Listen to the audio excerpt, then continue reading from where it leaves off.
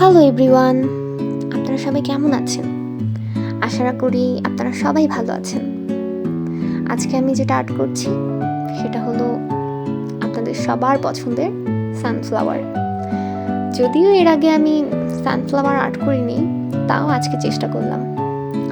Sunflower art করার জন্য আমি প্রথমে একটা সার্কেল করে নিয়েছি, তারপর বল ইয়েলো দিয়ে আমি ফুলের পাপড়িগুলো আর্ট করছি।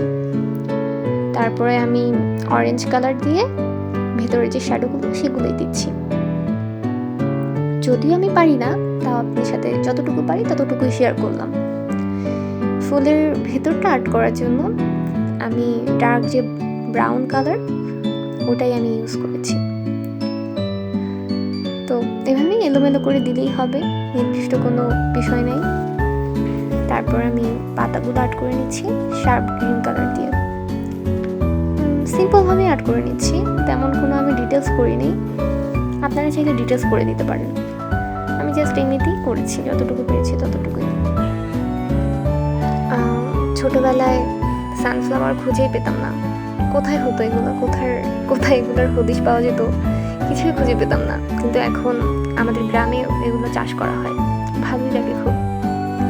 তো এই তো আমার সিম্পল আর্ট।